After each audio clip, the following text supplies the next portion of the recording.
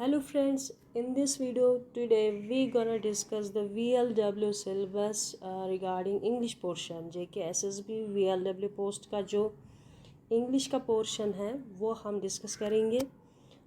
यहाँ से आपको क्वेश्चंस पूछे जाते हैं। सबसे पहले हम पढ़ेंगे टेंसेस। तो कमिंग डेज में I will be uploading videos regarding this topics that have been given in your syllabus from which questions will be asked. So first of all let's discuss tenses. 3 main tenses हैं। हर tense के फिर 4 सब tenses होते हैं। In total there are 12 expressions.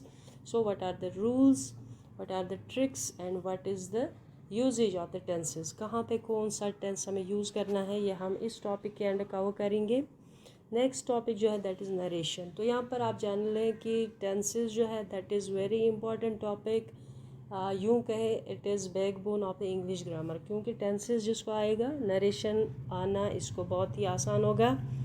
Next topic जो इसके related है इस पर डिपेंडेंट है that is active and passive voice. तो अच्छे से टेंसेस को हम समझेंगे सीखेंगे, फिर जाके हम नरेशन जो है डायरेक्ट एंड इनडायरेक्ट नरेशन कैसे एक स्पीच को हम डायरेक्ट से इनडायरेक्ट में चेंज करते हैं, इसके लिए डिफरेंट सेट ऑफ रूल्स हैं। बहुत ही प्रिसाइजली आपको टू द पॉइंट, आपको कोई लंबा चौड़ा करके आपको बोर नहीं करूँगी। तो जैसे आपको एग्ज़ाम में पूछे जाते हैं वो एग्जांपल्स कोट करेंगे और मेन जो इसके सिंपल से रूल्स हैं वो आपको करवाऊँगी ताकि आप इस एग्ज़ाम में अच्छे से इंग्लिश का पोर्शन जो है कवर करें। तो नरेशन के बाद आता है मॉडल्स, मॉडल ऑक्सिलरीज जैसे can, could, will, would, may, might, shall, should. तो ये जो है एक कैटेगरी है वर्ब्स की। तो इनकी क्या यूटिलिटी है, कहाँ पे मॉडल्स का यूज़ होता है, डिफरेंट रूल्स हैं, इसकी कुछ ट्रिक्स हैं, तो वो हम मॉडल्स के लेक्चर में हम सीखेंगे। नेक्स्ट इम्पॉर्टेंट टॉपिक जो है वो है आर्टिकल्स। आर्टिकल्स इंग्लिश ग्रामर का बहुत ही इम्पॉर्टेंट टॉपिक है। डे टू डे लाइफ में हम आर्टिकल्स को यूज़ करते हैं और इसके लिए भी एक सेट ऑफ रूल्स हैं। आर्टिकल्स जो कि मेनली 3 है, ए, एन और द, यानी डेफिनेट आर्टिकल द और जो है इनडेफिनेट आर्टिकल ए और एन। सेट ऑफ रूल्स है कहाँ पे आर्टिकल्स लगाए जाते हैं और कहाँ पे इनको ओमिट किया जाता है, तो ये भी हम इस टॉपिक में डिस्कस करेंगे। नेक्स्ट जो है दैट इज़ रीडिंग कॉम्प्रहेंशन। बहुत ही आसान सा इसमें से आपको क्वेश्चन पूछे जाते हैं फ्रॉम द गिवन पैसेज। वहाँ पे पैसेज होता है, उसके रिलेटेड आपको क्वेश्चंस करने होते हैं। एक तो आते हैं क्वेश्चन आंसर टाइप क्वेश्चन, आपको टिक करना होता है, या फिर कोई वर्ड होता है पैसेज में जो यूज़ हुआ होगा आपको आइडेंटिफाई करना है उसका ग्रामेटिकल यूजेज, ये कौन सा पार्ट ऑफ स्पीच है, as what part of speech the said word और underline word has been used. तो ये आपको अच्छे से आएगा जब आप पार्ट्स ऑफ स्पीच का एक बेसिक टॉपिक है इंग्लिश ग्रामर का, जो सबसे पहला टॉपिक होता है वो समझने के बाद, सीखने के बाद ये रीडिंग कॉम्प्रहेंशन आपको अच्छे से आएगा। इसके बाद पूछा जाता है आपको फिल इन द ब्लैंक्स के क्वेश्चंस होते हैं, जहाँ पर कभी किसी ब्लैंक को आपको पूरा करना होता है किसी फ्रेज़ से, किसी जगह आपको प्रोनाउंस से उसको फिल करना होता है। तो फ्रेज़ से आपको आएगा, फ्रेज़ पर एक डिटेल्ड वीडियो पढ़ेंगे। नाउन फ्रेज़ क्या होता है, वर्ब फ्रेज़ क्या होता है, एडजेक्टिव फ्रेज़ क्या होता है। फ्रेज़ जो है सिंपली ग्रुप ऑफ वर्ड्स होता है जिसकी पार्शल मीनिंग होती है, इनकम्प्लीट मीनिंग होती है, थोड़ी सी मीनिंग होती है। तो इस पर पूरा लेक्चर तैयार करेंगे। फिर है प्रोनाउंस। प्रोनाउंस जो है इसकी क्या काइंड्स है, प्रोनाउन की डेफिनेशन क्या है, ये तो आपको पता है कि प्रोनाउन नाउन की जगह यूज़ होता है, लेकिन इतना सिंपल इतना ही नहीं है, इसकी 7 डिफरेंट काइंड्स हैं।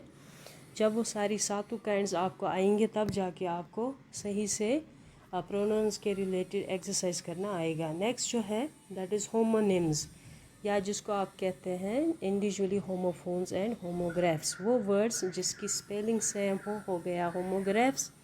जो वर्ड्स जिनकी प्रोनाउंसिएशन सेम है, जो साउंड करते हैं सिमिलर, यानी सेम साउंड जिनकी है होमोफोन्स। तो उस तरह के वर्ड्स हैं जैसे राइट, राइट एक राइट हुआ लिखना, दूसरा है RIGST। तो इसी तरह से फाइंड और फाइंड, FIND फाइंड यानी पाना, FIEND फाइंड यानी डेविल। तो इनको हम कहते हैं होमोनिम्स। इस पर भी एक्सरसाइज आती है, आपको चूज़ करना होता है करेक्ट वन। तो इसी तरह से बर्थ और बर्थ, BIRTH, तो इस तरह के वर्ड्स कंफ्यूजिंग होते हैं, कहाँ पर कौन सा आपको वर्ड यूज़ करना है, तो इस पर हम पूरा लेक्चर तैयार करेंगे। नेक्स्ट जो टॉपिक है दैट इज़ क्लॉजेज। ये रिलेटिव क्लॉज क्या है, सबऑर्डिनेट क्लॉज क्या है, मेन क्लॉज किसे कहते हैं, डिपेंडेंट क्लॉज किसे कहते हैं, तो कैसे इसको आइडेंटिफाई करना होता है, इसके क्या रूल्स हैं, तो ये सारा इस टॉपिक के अंडर हम डिस्कस करेंगे। नेक्स्ट जो है that is synonyms and antonyms. Basic सा टॉपिक है। सिनोनिम्स यानी वो वर्ड्स जिनकी मीनिंग सेम होती है, और एंटोनिम्स वो वर्ड्स जिनकी मीनिंग डिफरेंट होती है। जैसे उर्दू में हम एंटोनिम्स को कहते हैं ज़िद अल्फाज, और सिनोनिम्स को कहते हैं हम माने अल्फाज जिनकी मीनिंग सेम होती है। तो इस पर भी एक लेक्चर तैयार करेंगे हम। नेक्स्ट है pairs of words and their use in meaningful sentences. Set of words होगा, उनको कैसे, किस वर्ड को कहाँ पे कैसे यूज़ करना है, इस पर भी हम एक वीडियो देंगे आपको।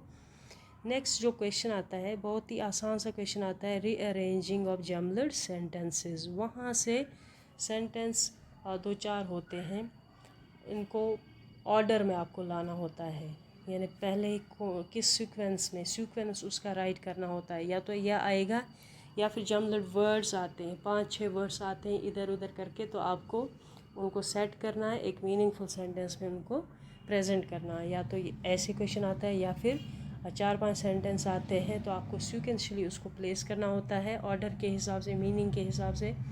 पहले नंबर पे कौन सा सेंटेंस आएगा, फिर क्या, वो आप 2-3 बार जब पढ़ते हैं तो आपको अच्छे से समझ आता है।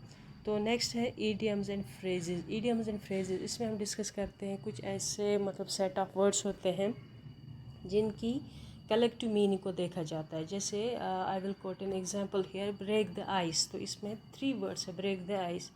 तो इसकी मीनिंग हरगिज़ ये नहीं निकलती कि आइस तोड़ना, इसका मतलब है to start a conversation, to break the silence.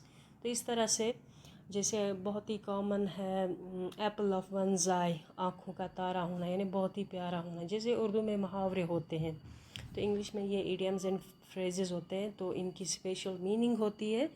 तो ये हम इम्पॉर्टेंट इसमें डिस्कस करेंगे, इडियम्स एंड फ्रेजेस जो पास्ट एग्ज़ाम्स में पूछे गए हैं, जो very popular idioms and phrases हैं, इनको हम एक लेक्चर में डिस्कस करेंगे।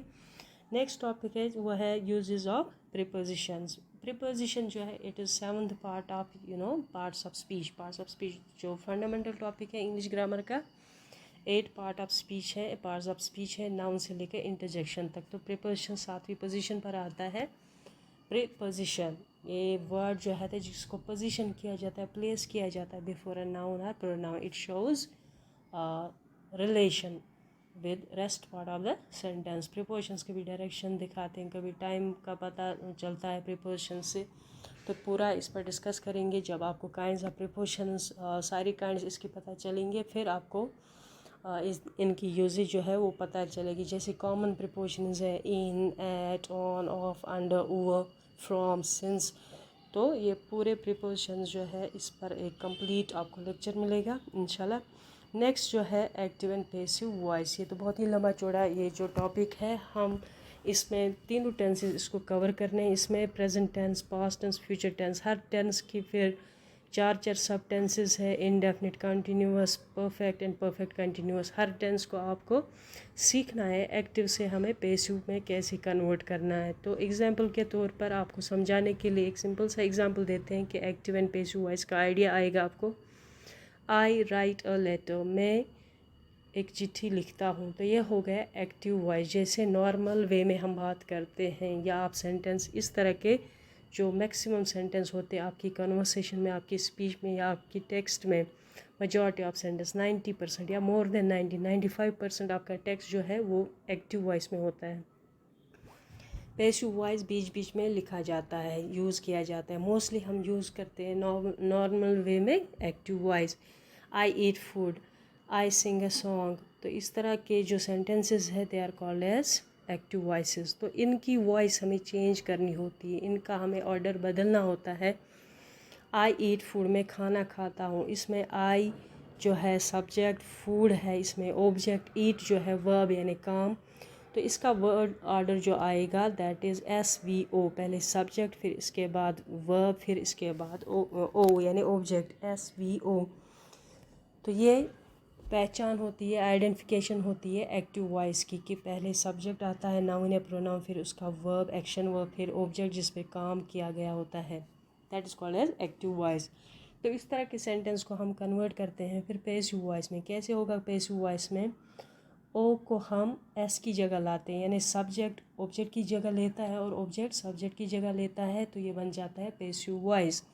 यानी आई ईट फूड अगर एक्टिव वॉइस है, इसका पैसिव आएगा food is eaten by me. I write a letter a letter is written by me. She sings a song is sung by her. तो ये पूरा हमें 12 टेंसेस का एक्टिव से पैसिव पूरा देखना है, तब जाके हमें एग्ज़ाम में इसका क्वेश्चन जो है ठीक करना आएगा। तो एक्टिव एंड पैसिव वॉइस बहुत ही इंपॉर्टेंट टॉपिक है। इसमें हमको वर्ब का जो है फॉर्म चेंज करना होता है, फर्स्ट फॉर्म से सेकंड फॉर्म या थर्ड फॉर्म, वो एज पर रूल्स आप सीख जाएंगे। That is why I told you at the very outside की टेंसेस जो है it is very very important topic, because until and unless you master, you learn your circle tenses, you won't be able to understand a bit of narration and active and passive voice। तो तब जाके हम narration को अच्छे से समझ सकते हैं और एक्टिव पैसिव हमें अच्छे से आएगा जब हमें टेंसेस पूरा आएगा, कंप्लीटली आना चाहिए।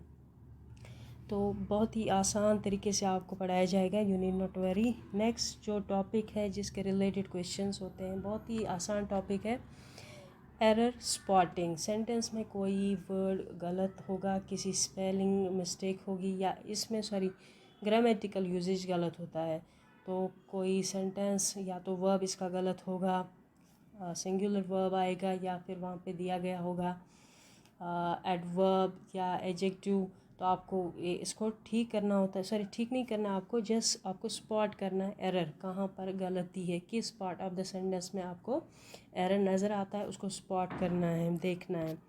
नेक्स्ट है सेंटेंस करेक्शन। इसी तरह से सेंटेंस है, इसमें कोई वर्ड गलत होगा, टेंस गलत होगा, तो आपको इस सेंटेंस को ठीक करना है। तो इसके लिए कुछ रूल्स हैं, कुछ स्पेसिफिक एग्जांपल्स आपको दिए जाएंगे कि किस तरह के सेंटेंसेस को पूछा जाता है एग्ज़ाम में करेक्ट करने के लिए। तो यू नीड नॉट वरी, इस पर आपको एक्सरसाइज भी कराई जाएगी, तो आपको अच्छे से ये इंशाल्लाह आएगा।